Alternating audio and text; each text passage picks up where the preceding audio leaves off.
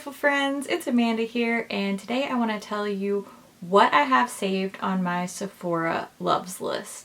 I'm kind of rolling around this idea of having my husband do a haul for me, but based on things that are already on my loves list. It can be overwhelming. Look, as beauty lovers, as people who know what we like, who know about brands and formulas and skin types, it's overwhelming for us. There are a lot of things in Sephora, even for the most well-versed of beauty lovers. I want to go through and share what's on my loves list with you and get your ideas and your recommendations and just let you leave a little bit of advice. And then I'm hoping that your advice and your comments will be helpful for him.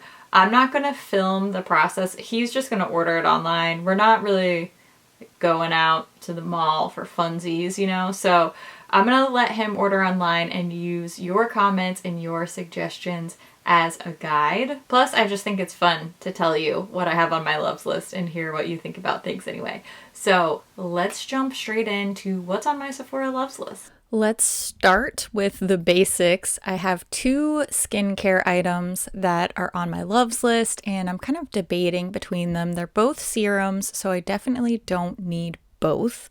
We have the Glowy Makeup Serum from Laneige. This one is $32, and it has about 4.5 stars out of 5 on the Sephora site. The Glow Recipe Plum Plump Hyaluronic Serum is $42, also has about 4.5 out of 5 stars. I want to give you a pros and cons list for each one of the products that I talk about today. So for the Glowy Makeup Serum, the main pro for me is I've tried quite a few skincare products from Laneige and I've had great success with them. The Glowy Lip Balm and the Cream Skin Toner are 2 of my most repurchased, most used, most loved products. So Laneige has a really good track record for me. However, sort of on the con side, it's listed as best for normal, combo, and oily skin, and I have quite dry skin, so I don't know if this is going to be exactly tailored to my personal skin type. When it comes to the Glow Recipe Serum, it's sort of the exact opposite here. The pro for me is this is specifically listed as made for dry skin, which I have, and I really want a serum that's tailored to my skin concerns. However, on the kind of negative side, I'm not really familiar with Glow Recipe. I haven't used a lot of their skincare products, so they don't have as much of a high standing track record with me as Laneige does. I have 2 foundations currently on my loves list. Well, kind of. The Urban Decay one is more of a tinted moisturizer. The Sephora Best Skin Ever foundation is priced at $20 and it has almost a 5-star rating, which is really impressive. The Urban Decay Hydromaniac is $29 and it has 4 out of 5-star rating. These are 2 very different products, it seems, so it's really going to come down to the pros and cons, the price, your suggestions, and it's really a toss-up between these 2. The pros for the Sephora Best Skin Ever, besides the fact that it has almost a perfect rating, it also sounds like it's going to be a really great match for me foundation-wise. It has a natural finish, it's supposed to be hydrating, and it has a medium coverage. I do prefer light to medium coverage, and I do prefer radiant or natural finish, so it sounds like this is going to really hit all of the good points that I'm looking for from a foundation. However, I haven't really been a huge fan of previous Sephora brand products that I've tried. I've never really despised them. They just haven't been knocked out of the park instant favorites for me. So that does give me just a little bit of pause when it comes to this foundation.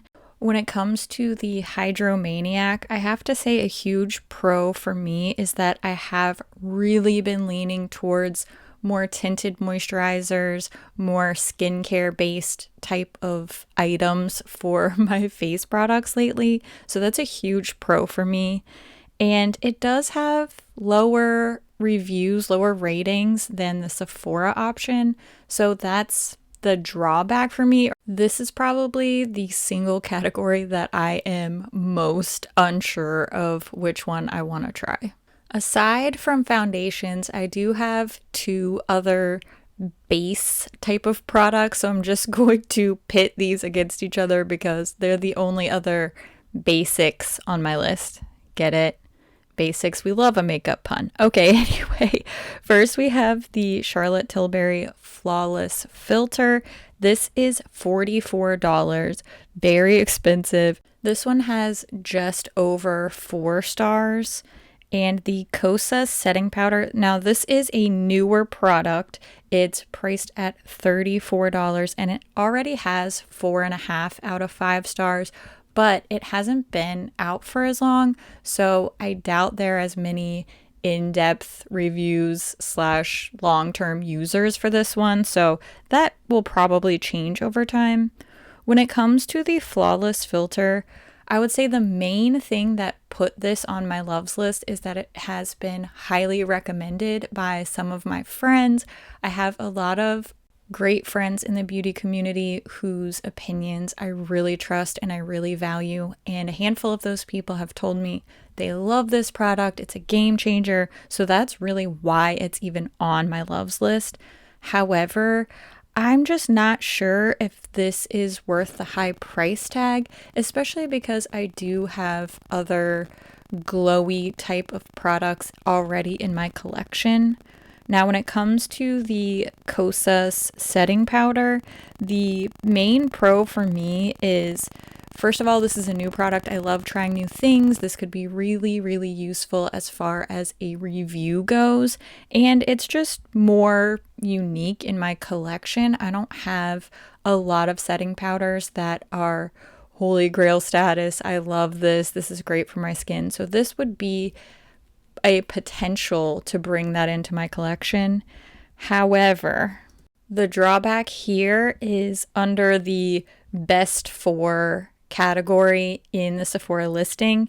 They list every single skin type except for dry skin. So again, I'm afraid that this may not work particularly well for my personal skin type. Cheek products really are dominating my loves list right now. So I broke down all of the cheek products into different categories so we could do these head-to-head comparisons. First, we have 2 cheek duos. From Kosas, there's this Color and Light Cream Duo. It has a blush and a highlighter. It's priced at $34 and it has 4 out of 5 stars on the Sephora site.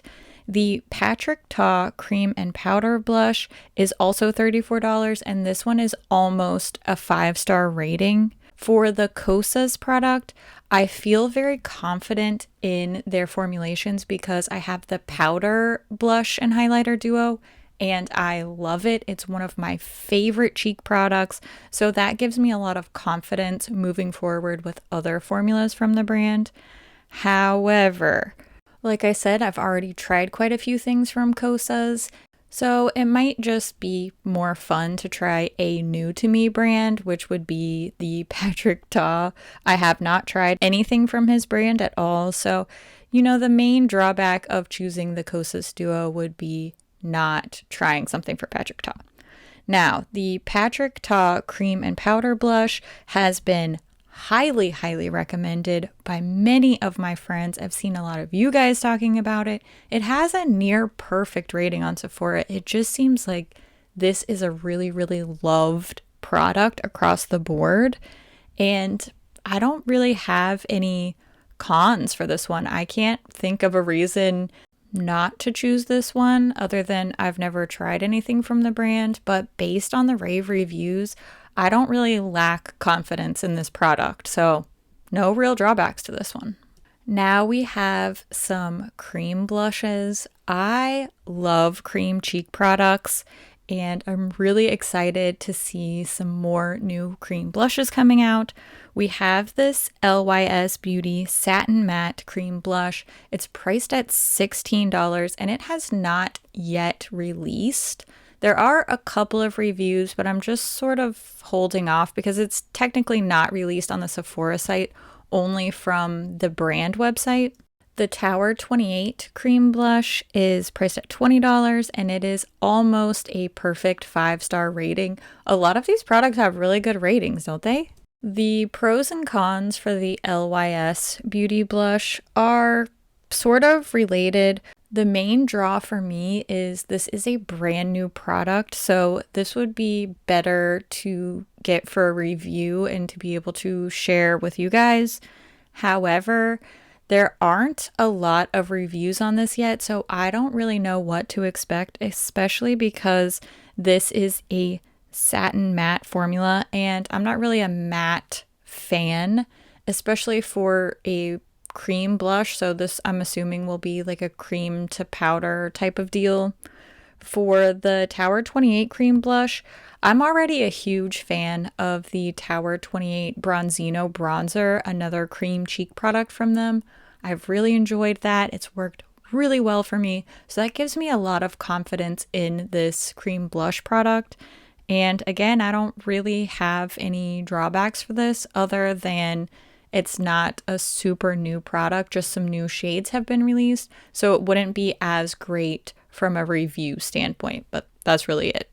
I promise this is the last cheek category, okay? These are what I'm calling my fancy cheeks because they're not really comparable in any other way. Then they're both just fancy powders for your cheeks.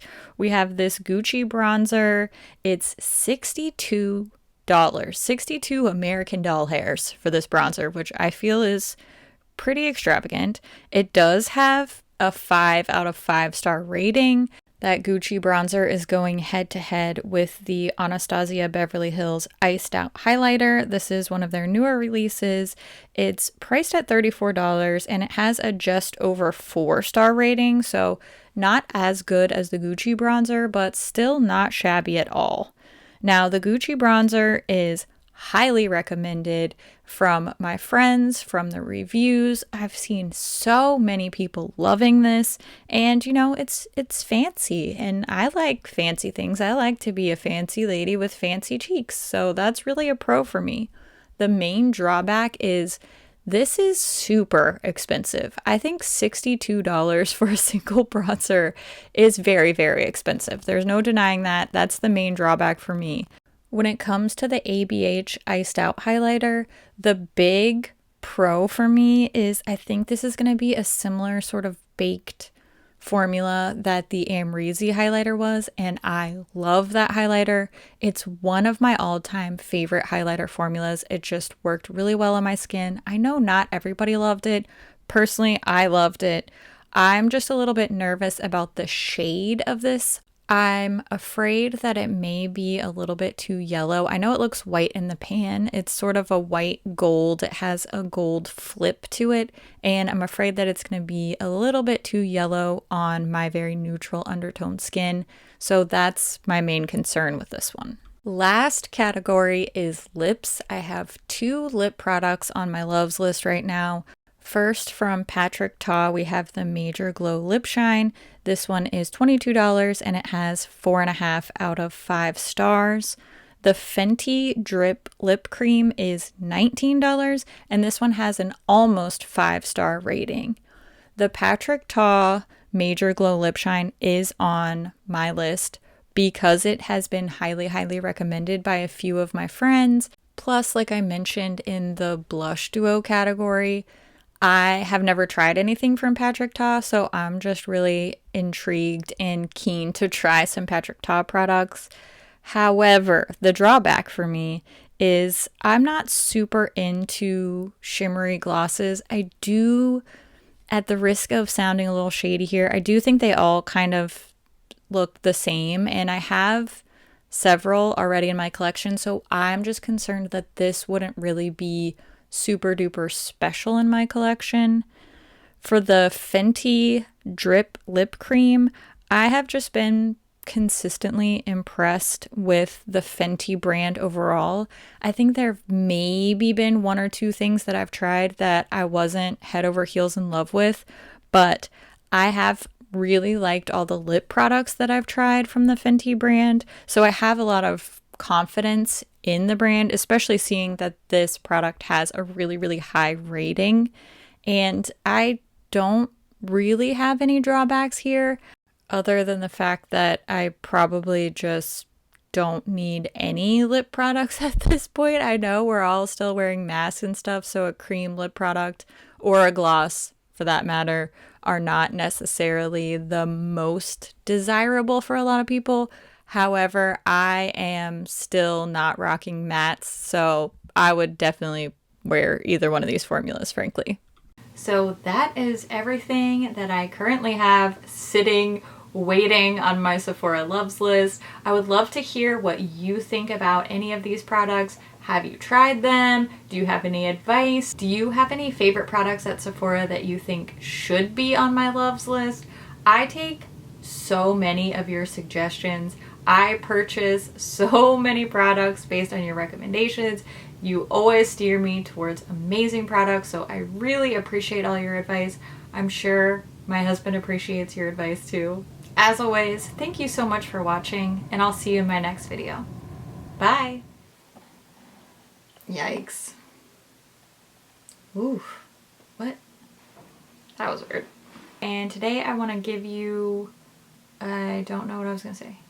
Oh, I almost forgot to do a thumbnail. And that was cute. Alright, great. Precious. Stay tuned for the haul. It's going to be a surprise haul. I'm going to let him order.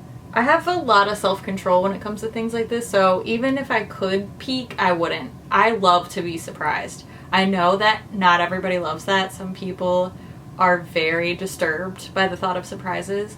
I love being surprised. I love like surprise gifts. I would be so down for a surprise party. If somebody else wants to plan, like I would participate in a surprise party. I just love surprises so much. So I think this will be really fun. Anyway, I'm just weirdly rambling now. What's new? Okay, I hope you didn't mind that this was like half voiceover style and half not. I'm just doing my best, you know? There's a lot going on. There's a lot of people in this house. Everybody is working and schooling from home still. It's now been almost a year that we've been doing this, so that's fun. But anyway, I won't complain. I'm happy that we're all here and safe and able. Okay, well, this has gotten out of hand. Anyway, I hope you're having a good day, and I hope you know how much I love your face. Okay, that was weird.